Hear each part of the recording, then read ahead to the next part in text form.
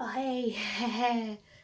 Hi, it's me again. Hello everyone, my name is May and welcome back to me. It's been a hot minute. I am here to kind of share some of my recent reads because finally I've managed to realise why I haven't really had much to say at the minute, and some of that is uni and some of that is writing because I'm doing a lot of that, but mostly it's because I've been reading these freaking big ass books, reading them all at the same time because that's a smart idea, and so I just have absolutely nothing to share. Well, I kind of do and I could make a few reviews, but I'm just lazy.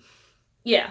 Like, I filmed a review for Words of Radiance. If you're here, it's probably because you have read Words of Radiance and you're not sure what happened. Anyway, I filmed a review for that, and I just haven't edited it yet because, I don't know, I just don't have the energy, or I'm just too tired, or I'm just too lazy. I will edit it, I swear. So, let's jump right into what I've been reading at the minute, because as I have aforementioned, I've been reading some big-ass books, and basically all of them have been over 500 pages long, hence why I haven't finished any of them in the past while. Like, it's been a hot minute since I finished one. The last book I actually finished was a reread of Thief of Time because I just went screw it and I reread it over 2 days because I like Terry Pratchett a lot. So, the first book, if you're not surprised, is Oathbringer by Brandon Sanderson. I actually have finished this half of it. I'm on to the second half and I'm listening to that on audio. I actually really want to buy now the second half because I was really enjoying flipping back and forth between reading it versus listening to it. We interrupt this program to show that I actually did find a full copy of Oathbringer. This was one of those book swap community book swap thingos, and I found it randomly on the shelf. I don't know who gave me this pot of gold, but yeah, I now have all 1,200 plus pages of this, and just in Australia it's really hard to find. They basically only sell them as two-parter things. I've asked at one point for them to order it in, and they were like, that doesn't exist. So, yes! This actually bleeds into my first problem. I've suddenly had a resurgence kick of wanting to read physical words. For me, I kind of have undiagnosed dyslexia, and I just am really slow at reading. And I tend to really like multitasking, and I get kind of fidgety sometimes if I'm sitting down reading. And so reading for me is like I've been really enjoying it and loving it, but it's so slow. All of my reading has just been that much slower because I've been trying to read the words because I've been really enjoying just reading. Possibly I just don't want any more technology input into my brain anymore after COVID. Thank you, COVID. COVID's not over. Not after COVID. During COVID. COVID time. Don't do it, COVID. I'm so glad that I made my Words of Radiance wrap up before I started this because I now, again, the lines are just blurred and I don't know where the last book has ended and where this book has begun. If you don't know what The Way of Kings, which is the first book in this series, is about, it's just, the plot of this is so huge. This series is set to be a 10-book series, and this is book 3, but the first book, Way of Kings, follows several different characters, and the first book you get the backstory of Kaladin, along with the current story which is happening, which is basically looking at the possible end of the world. Good times. One of the biggest bits of world building you will ever see in your life. All of the accolades that this series has managed to acquire for itself are entirely merited. It is just hands down amazing. Over 1,000 pages. So if you're not in it for the long haul, it can be a bit daunting, but just get the audio. It's only 46 hours. Except for then if you're me, who's I want to read this bad boy. Hence my problem. You see my problem? You see my problem? Anyway, the second book that I've been reading for ages, you probably see me reading this for ages, and I don't really, it's because I'm reading this and I keep on wondering if I'll put it down, but now that I bought it, and I'm literally here, I am so close to the end. Chapter 74 of, I think, 98 chapters. Also an 800-page novel. This is Crescent City, House of Earth and Blood, which no one ever calls it. No one has been calling it House of Earth and Blood. Everyone's calling it Crescent City, but including me. I'm just going to call it that because House of Earth and Blood, I don't even know what House of Earth and Blood are doing in this book. There are technically a faction somewhere within the book, but this is just such a lot of world building in this that I don't really know. If you don't really know much about this, it's Sarah J. Maas, but it's adult Sarah J. Maas, so that includes a lot more swearing and people being crucified. So, yeah. This book basically follows a chickadee who's a bit of a party animal, and then her best friend is kind of murdered. Murder is meant to be solved, but then 2 years later, similar cases start appearing, and so she's thrown back into trying to work it out before a massive summit meeting. She's a half-breed, and so no one cares about her. A massive urban fantasy thingo. As a slight spoilery note for 2 seconds, someone saying that there were no sex scenes in this. Look, I definitely think that counted as a sex scene. I'm just gonna say, maybe it's because that's the first sex scene I've ever really read. I'm sorry that I don't tend to read much erotica. But, wow, am I just bashing on all the people that read erotica? I'm sorry if you read erotica. If that's your thing, you just go right ahead. It's not my cup of tea.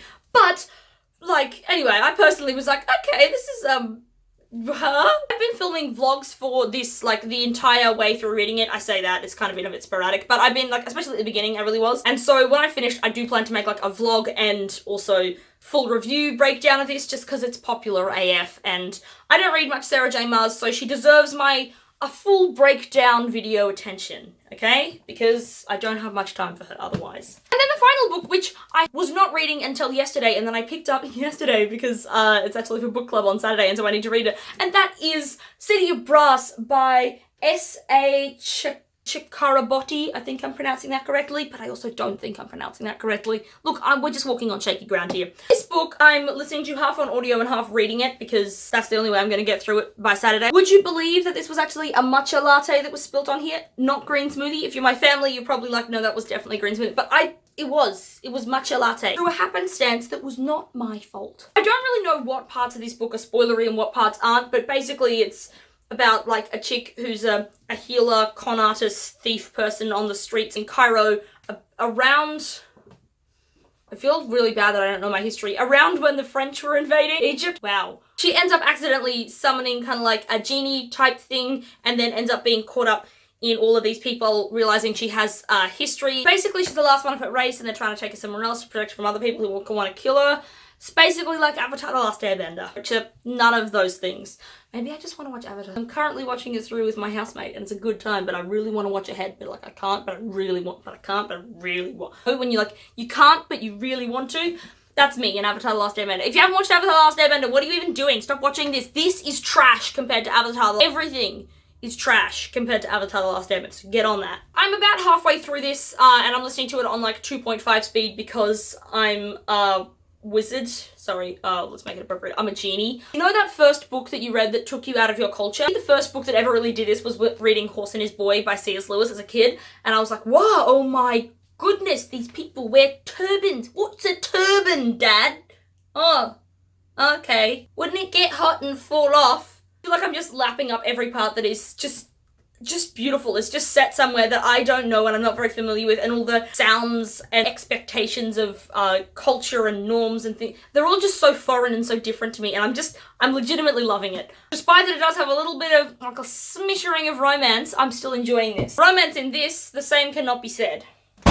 I have one more book which I don't have a physical copy of because I was listening to this on audio and then the library pinched my audio, so I need to just get it back. Frankenstein by Mary Shelley. This book was nothing like what I expected. I kind of like expected a lot more of seeing the monster and seeing him being a weird maniacal person, but actually we're getting a lot more. The way the story is set and the way it's told is nothing like what I expected at all. The story is introduced of this pioneer, sailor, explorer writing a letter to his sister. Then they see Frankenstein's monster go past in a sleigh, and then later that night they're right to Frankenstein himself, and then Frankenstein starts telling his story after he's been revived for several weeks, and it's just, like, the order of the way the story is told is just weird. I really enjoy how it's tiptoeing into these areas of morality and exploring this, and it's just, like, Mary Shelley is a genius with words, and it's beautiful. Thank you to all the people, especially who recommended that I pick up Frankenstein because it is amazing, and I would recommend it onwards despite that I'm not even done. This all feels a bit jumbled, but those are all the books that I'm currently mashing up reading, and I don't know why I don't muddle up all their stories in my head, given I'm also currently doing a lot of writing at the minute of my own stories. So what I'm going to end up producing writing-wise, we just don't even know. Like, these are all very, yeah, well, at least most of them are all fantasy. I'm gonna try and not psych myself out, and this video will be the first of many, the drip that starts the cascade of me being able to actually post regularly again. But that's what I say every time, because I'm an optimist. Thank you so much for watching. I will see you next time. Goodbye. Well, this starts sounding cheesy already. But now I've discovered they have audio, so I can just whack an audio on while I'm cooking dinner. Get me on Audible. I would be a fantastic Audible ad maker person. Can I please be on an Audible ad? Please. And now you would like to read Oathbringer because you know that Rhythm of War is coming out at the end of the year and you really want to read that. So you need to remember what happened in Words Radiance. Well,